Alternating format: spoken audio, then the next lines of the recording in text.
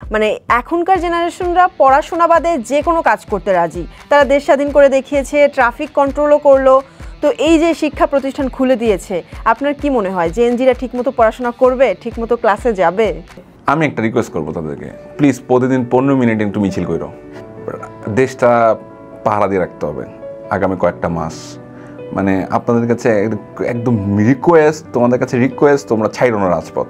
তোমরা প্রতিদিন একটা পিরিয়ড রাখবা, 30 মিনিট 40 মিনিটের প্রত্যেক ইউনিভার্সিটি থেকে, স্কুল থেকে, কলেজ থেকে বাইরে 15 মিনিট 20 মিনিট কলেজের সামনে বা স্কুলের সামনে বা খেলার মাঠে যেখানেই হোক একটু জারি রাখবেন যে আমরা জেগে আছি, আমরা কিন্তু ঘুমাই নাই। তোমরা কিন্তু আঙ্গি ভাঙ্গি করো না, কোনো উল্টাপাল্টা ভুলভাল ডিসিশন নেওয়ার চেষ্টা করো না। আর যারা দেশের শত্রু তাদেরকে ওই আন্দাজটা দিয়ে রাখা যে ভাই আমাদেরকে তোমরা মনে করো না আমরা ঘুমাই গেছি, প্রয়োজনে আমরা আবার উঠে দাঁড়াইতে পারি।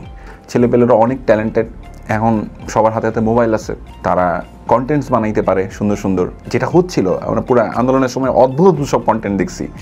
তারপরে একটা ভিডিওর কথা আমি স্পেশালি বলতে চাই, দ্য এন্ড গেমের একটা ভিডিও, যে স্টুডেন্ট ক্যাপ্টেন আমেরিকা স্টুডেন্টরা দাঁড়াইলো, পেছনে একটা একটা করে ডাক্তার আসলো, লয়ার আসলো, এটা আসলো ওইটা আসলো, ওই পাশ থেকে মানে জাস্ট আনবিলিভেবল।